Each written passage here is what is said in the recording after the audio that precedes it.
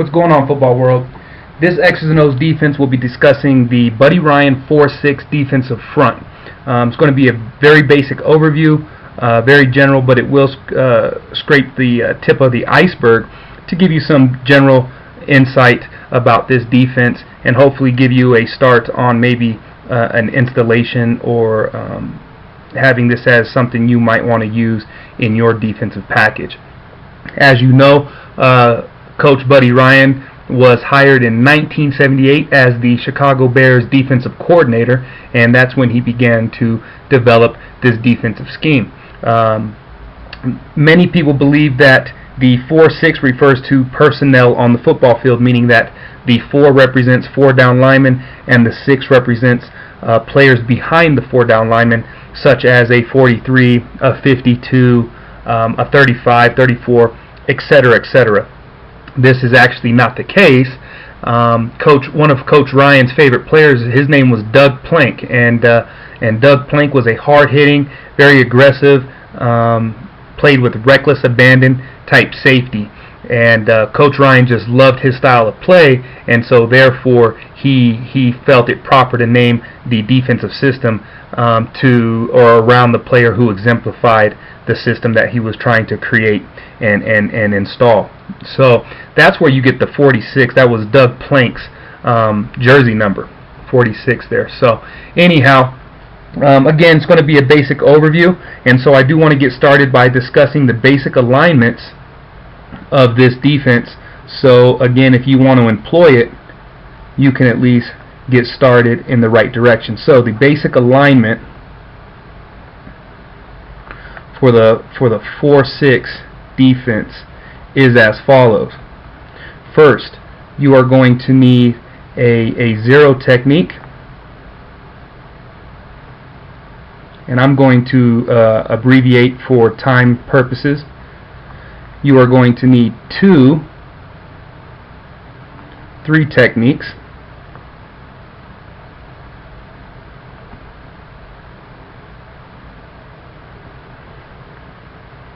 you are going to need 2 9 techniques,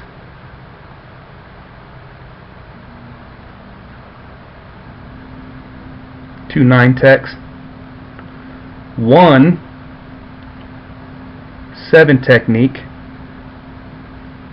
which is and actually I'm going to go ahead and specify strong side,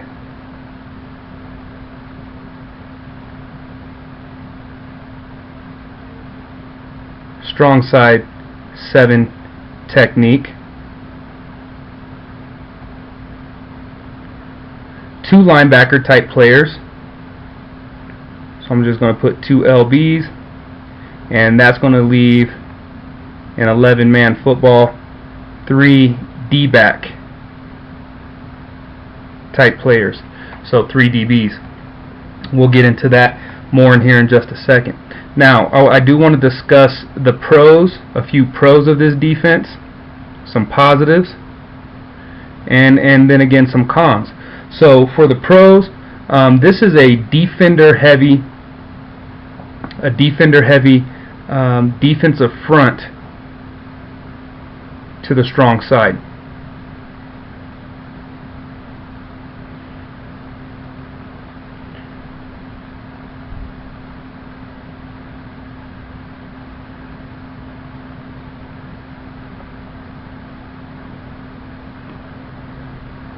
Strong side of the formation.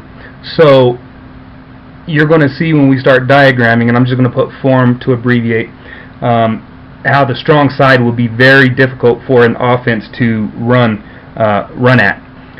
2, this is going to immediately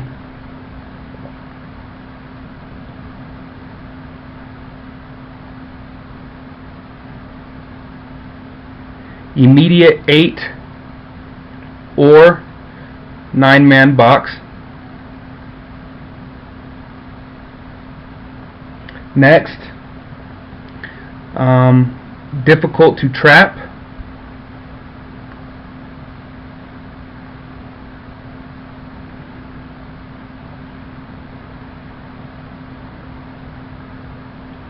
and run between tackles. I'm just going to put run between OTs, like so. It does put constant pressure.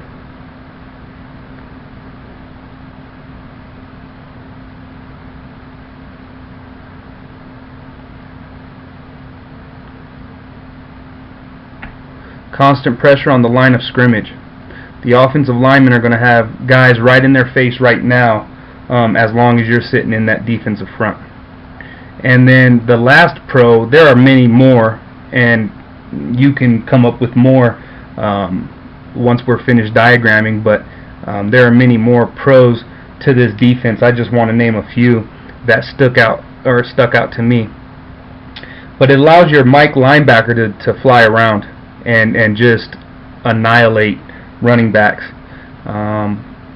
If you remember Mike Singletary, and if you remember Ray Lewis, they got to fly around because of this defense quite a bit.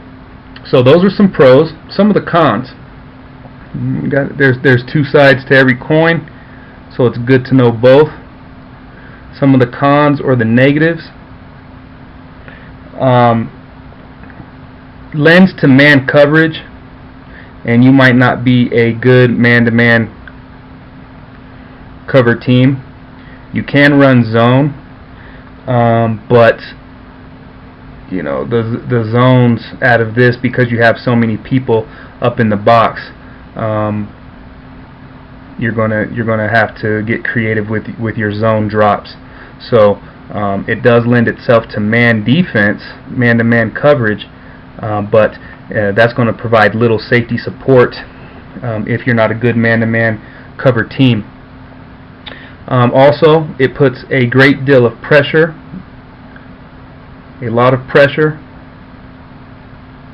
and I'm actually going to use the word stress, a lot of stress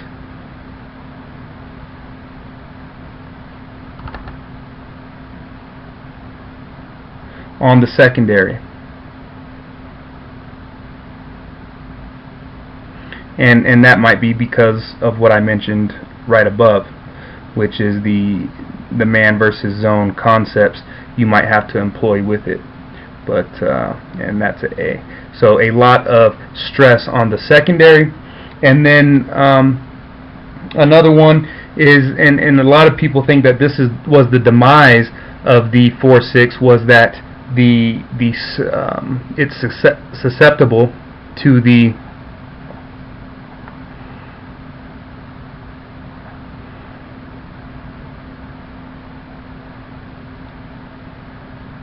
spread passing attack and quick passing game.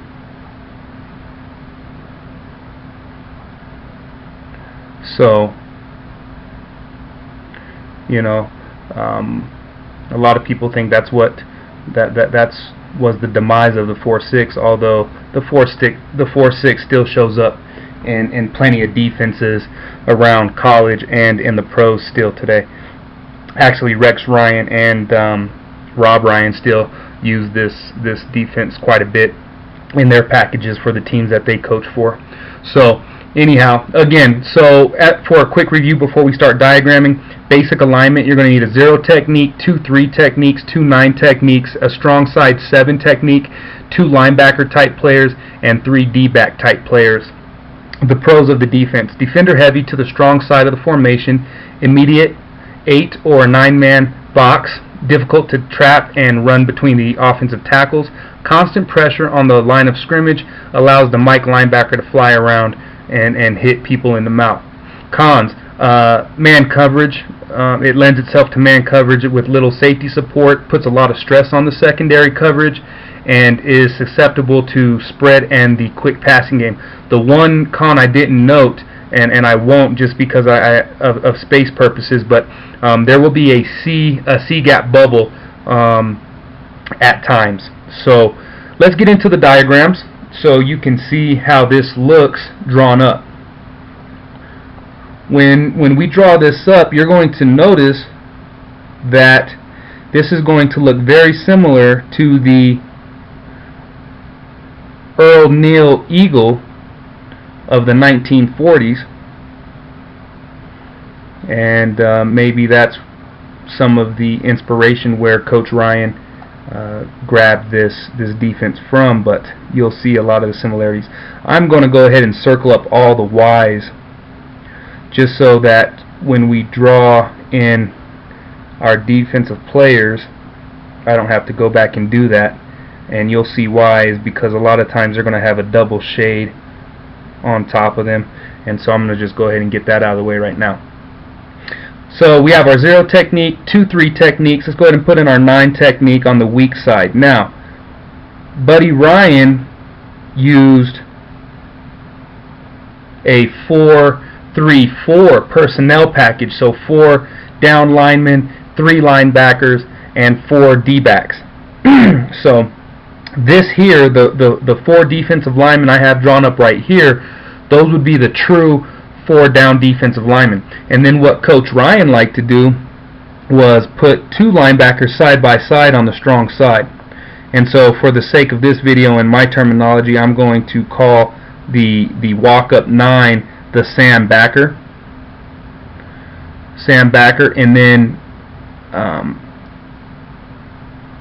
you're going to have your 7 technique, which is Coach Ryan also liked to use a lot, the backside defensive or the backside linebacker. So in this case, I'm going, for my terminology, I'm just going to use it as Will, and he's in a 7. So there you have your 0 technique, your 2-3 techniques, your 2-9 techniques, one of which is a backer if you use a 4-3 system. But again, this can be employed with a 34, a 4-3, 42, anything.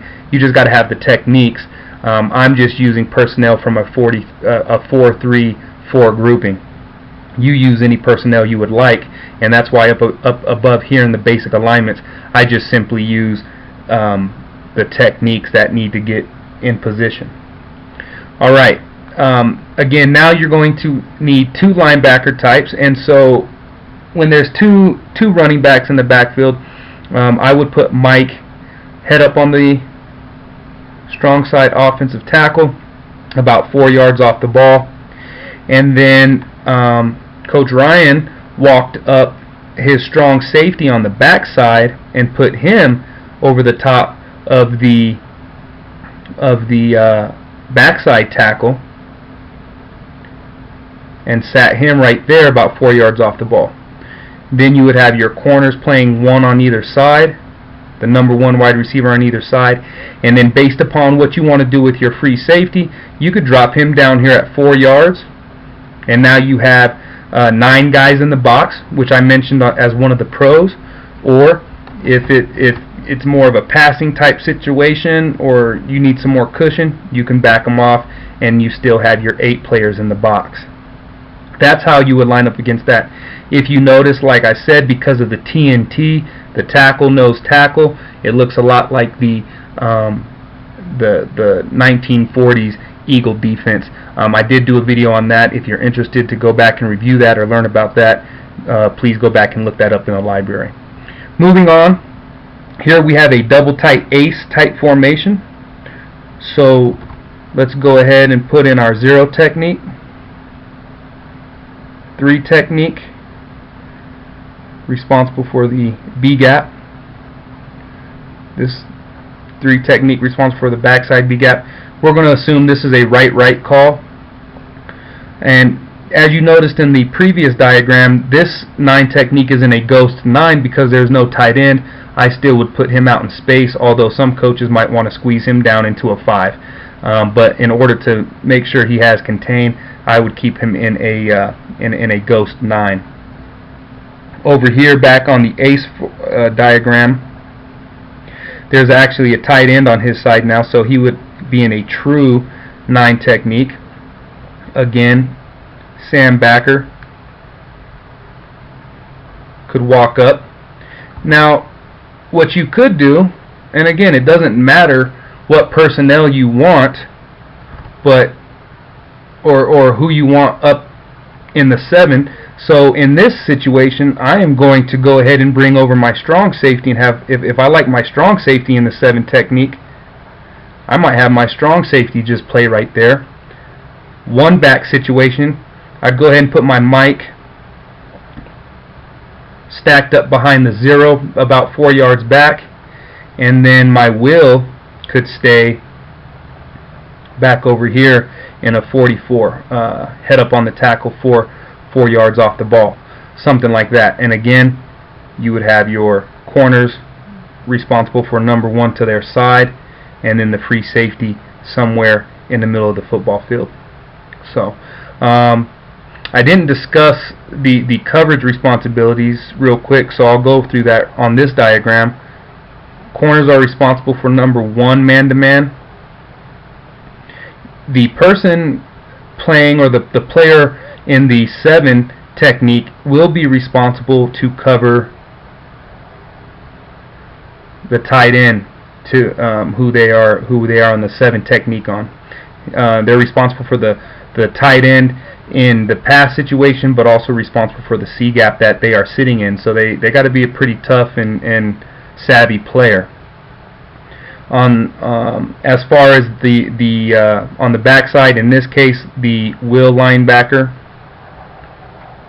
would cover this tight end, and then Mike would cover the tailback coming out of the